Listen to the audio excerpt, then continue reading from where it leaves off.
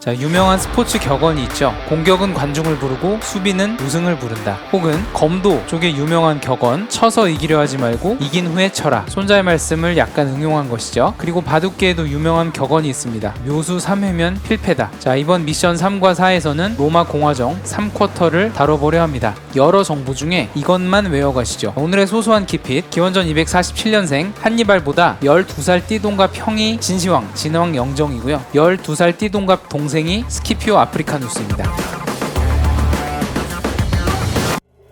자, 우선 로마 공화정 3쿼터는 기원전 264년부터 기원전 146년까지의 약 120년간입니다. 264. 자, 이제부터 숫자 264를 보시면 민족 시인 264만을 떠올리는 것이 아니라 로마 공화정 3쿼터의 시작이자 제1차 포에니 전쟁 발발을 떠올리시면 좋고요. 기원전 753년 점에서 시작한 로마는 차차차차 영역을 넓혀서 이제 2쿼터가 끝날 때쯤에서 이탈리아 반도를 거의 장악했죠. 다만 여기서도 로마가 완전히 정복국인 것이 아니라 여러 동맹국들의 맹주 개념인 것이고요. 이제부터 로마의 속주 개념이 나옵니다. 프로빈키아라고 하는데 로마의 속주라는 거는 이탈리아 반도 외의 로마 점령지를 가리키는데요. 속주의 분할 범위라든가 개념도 계속 바뀌어서 자, 이 최대 강역인 기원 후 117년 트라이누스 황제 시대의 속주들을 보여주는 것입니다. 이탈리아 반도에 국한되었던 영역에서 약 380년에 걸쳐서 이 최대 강역까지 온 것이고요. 로마 공화정 3, 4쿼터와 로마 제정 1, 2쿼터는 이러한 땅 따먹기 과정이 각 사건별 연도별로 어떤 블록들이 추가되는지를 관전 포인트로 보시면 로마의 역사도 알 수 있지만 각각이 가리키는 현대 지명들의 유래라든가 언어적인 면에서 어족 어파의 흐름까지 덤으로 알 수가 있죠. 자, 그렇다면 이들 중에서 로마 공화정 3쿼터에 해당되는 속주는 6단계입니다. 기원전 241년 1차 포에니 전쟁 직후에 가장 첫 속주인 시칠리아 속주를 획득을 하고요. 그 다음에 1, 2차 포에니 전쟁의 간쟁기 시기에 사르데냐와 코르시카를 획득을 합니다. 그 다음 세 번째 단계가 이베리아 반도 쪽에 2개의 히스파니아 속주를 추가하죠. 나중에 제정으로 넘어가면서는 이게 3개로 또 나뉩니다만, 그리고 기원전 167년 3차 마케도니아 전쟁 이후에 일리리쿰이라는 속주를 4번째로 추가하고, 그리고 마지막 기원전 146년에 4차 마케도니아 전쟁과 아카이아 전쟁을 통해서 동쪽에 마케도니아 및 아카이아 속주를 추가하고, 같은 해인 서쪽에 3차 포에니 전쟁을 마치고 아프리카 속주 혹은 아프리카 프로콘솔라리스라는 영역을 추가합니다. 이렇게 로마 공화정 3쿼터의 주요 사건들과 이렇게 속주의 추가 과정이 연동되어 있고요. 아직 270년 후에 최대 강역까지는 갈 길이 멀지만 그래도 2쿼터 막바지에 비교하면 3쿼터가 끝날 때쯤에서는 지중해의 진짜 패자가 되었다라는 것을 실감할 수 있죠. 여기까지가 로마의 3쿼터 짧은 요약이고요. 자, 다시 3쿼터 시작으로 시점을 돌려서 이번엔 카르타고의 입장을 보겠습니다. 자, 이 지중해 동부 연안의 페니키아는 후기 청동기 시대의 붕괴 직후인 기원전 1200년부터 기원전 800년까지 대략 그리스로 치면 암흑 시기에 이 페니키아 지역은 전성기를 맞이했다고 그랬고요. 기원전 800여 년부터는 아시리아, 신바빌로니아, 아케메네스 페르시아에 차례로 먹혔지만 페니키아란 정치체는 사라졌지만 계속 자치령으로서 그리고 다양한 식민지로서 존재하지 않지만 존재하는 시기가 있었다고 그랬죠. 이러한 셈 어파 계열의 페니키아어를 쓰는 여러 도시들 중에 가장 유명한 것이 현재 튀니지 지역의 카르타고라고 그랬습니다. 참고로 저 카르타고를 중심으로 대략 남쪽과 서쪽에는 베르베르인들이 살고 있었고, 이들이 형성한 세력을 누미디아라고 불렀습니다. 이 이집트 남쪽의 누비아랑 헷갈리지 마시고요. 그리고 리뷰차 말씀드리면 요 영역을 키레나이카 지역이라고 하고 요 영역을 트리폴리타니아라고 부른다고 그랬어요. 여기는 당연히 전통적으로 이집트 영역이고, 그래서 이 정도가 북아프리카 연안의 세력권들이었고요. 이 튀니지 지도를 확대하면은 이렇게 생겼습니다. 여기 보시면 동북쪽 시칠리아 섬 쪽으로 삐죽 튀어나온 데가 있죠. 여기를 캡본 혹은 본고지라고 하는데, 여기가 딱 봐도 전략적 요충지죠. 지중해 전체에서 시칠리아 섬과 이곳을 장악하면 지중해 왠지 바닷길을 장악할 수 있을 것 같은 느낌이 들죠. 더구나 카르타고는 천혜의 요지이자 요새였던 것이 이 지도를 한 번 더 확대하면 이런 모양이 되는데, 여기가 캡본이고요. 여기가 튀니스만입니다. 그리고 여기쯤에 쏙 들어간 이곳에 튀니스호가 있고요. 현재의 튀니지 수도 투니스는 여기 있습니다. 그리고 카르타고는 여기 해안에 있죠. 딱 보시면은 만이 있기 때문에 방어하기도 좋고, 캡본이 있기 때문에 여기쯤에 거점을 둬서 무역을 하기도 좋고, 굉장히 천혜의 위치에 있었죠. 라는 측면에서 다시 이 지도를 한번 보시고요. 이러한 카르타고 사람들은 페니키아인들 특유의 무역 능력, 뱃길 장악 능력, 수학적인 능력에 추가해서 해군까지 굉장히 강했습니다. 갤리선을 3단, 5단 노선으로 개조해서 굉장히 전투력도 좋았고요. 서쪽에 있는 광물 및 천연자원들을 동쪽으로 중개하고 동쪽에 있는 여러 특산물들을 또 서쪽 및 북쪽으로 보내면서 해상 무역과 해군이 강했는데 그뿐이 아닙니다. 이 북아프리카 지역을 유럽의 빵 바구니라고 하잖아요. 이 북아프리카 지역이 농업도 굉장히 발달했습니다. 이 가나안 지역은 길목에 있어서 항상 분리화됐잖아요. 근데 카르타고는 이 배경의 곡창 지역을 가지고 있고 해상으로도 더 뻥 트여 있고 더구나 이 페니키아에서 계속 인구가 유입이 되고 있었기 때문에 이 기원전 800년에서 300년 사이는 가히 카르타고의 전성기라고 할 만했죠. 그래서 이렇게 카르타고가 지중해 전체에서 가장 부유하기 때문에 이 유명한 누미디아의 기병들을 용병으로 써서 육상군도 굉장히 강했습니다. 흔히들 로마 하면 육상군, 카르타고 하면 해상군이라고도 말하는데 카르타고는 육상군도 강했어요. 다만 내부적인 약점은 이 해상 세력과 육상 세력의 사이가 좋지 않았고요. 카르타고 시민들과 이 용병 세력 혹은 주위 세력들의 계층의 격차가 있었기 때문에 이 용병들의 결속도가 그렇게 크지 않았습니다. 라는 차원에서 기원전 264년 제1차 포에니 전쟁 발발 직전의 지도를 보시면 카르타고는 이 캡본을 중심으로 북아프리카 연안에 세력이 쫙 뻗쳐 있고 이베리아 반도 남부에도 일부 세력이 있습니다. 그리고 중요한 거 시칠리아 섬 대부분과 사르데냐,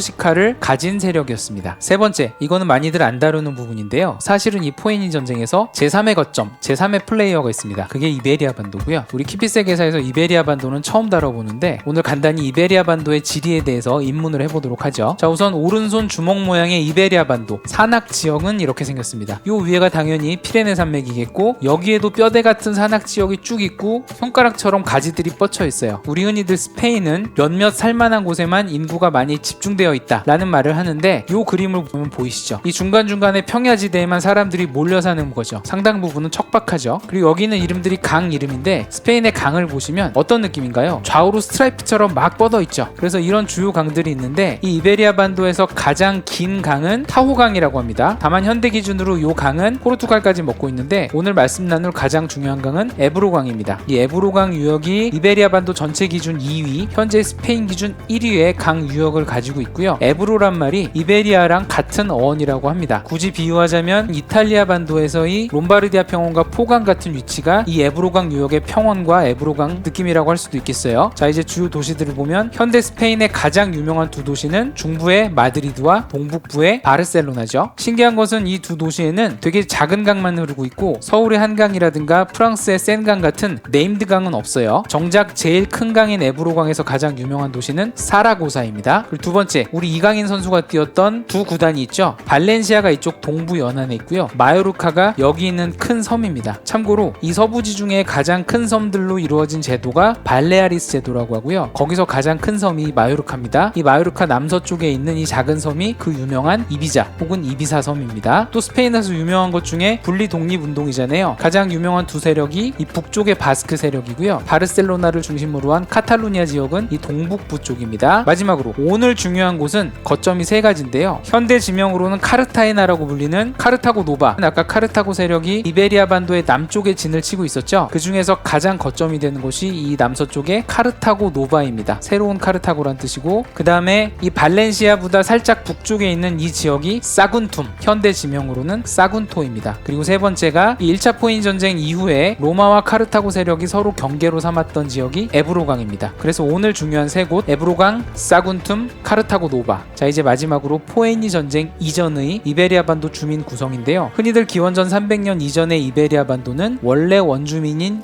이베리아인들과 북쪽에서 넘어온 켈트인이 섞여 있다라고 말을 하는데 크게 틀린 말은 아닙니다만 이 지도를 보면 생각보다 그 구성이 복잡하다는 걸 알 수 있죠. 우선 켈트족이라는 거는 전에 말씀드린 것처럼 우리가 북방 민족을 칭하듯이 켈트 어파를 사용하는 다양한 민족들의 총칭입니다. 이들 중에서 현재 프랑스 지역에 있는 사람들을 골족, 갈리아족이라고 그랬고 이 피레네 산맥을 넘어온 사람들을 이베리아 켈트인이라고 했습니다. 그래서 예전에 알리아 전투도 켈트족의 침공이라고 했지만 정확히는 그 중에서 세노네스족이 주축이 된 침공이었고요. 이 이베리아 반도에도 켈티베리인, 루시타니아인 등 다양한 켈트족이 존재하고 그래서 이 지도를 다시 보면 이 남동쪽 해안 지역이 주로 이베리아 원주민들이 살던 지역이고요. 이 중부와 서부 지역이 다양한 이베리아 켈트족들이 살던 지역입니다. 그 외에도 다른 원주민과 이주민들이 섞여 있긴 합니다. 한편 이렇게 다양한 시족사회 국가들 사이에서 해안 강국인 카르타고와 그리스도 빨대를 좀 꽂았었죠. 페니키아 혹은 카르타고 세력이 이 파란 점들에 빨대를 꽂은 것이고 특히 가장 중심이 카르타고 노바랬죠. 그리고 그리스 세력도 여기쯤에 빨대를 꽂았습니다. 있습니다. 아직 이탈리아 반도에 국한되어 있던 로마 세력은 이베리아 반도에 진출하기 전 상황입니다. 라는 측면에서 기원전 264년 전쟁 발발 이전의 지도를 다시 보시면 아까랑 좀 다르게 보이시나요? 카르타고 입장에서는 이 중요한 세 섬과 발레아레스 제도와 이베리아 반도 남부까지 진출해 있었던 것은 맞는데 이 이베리아 반도에도 다양한 언어를 쓰는 다양한 민족들이 살고 있더라. 이 위쪽도 마찬가지고요.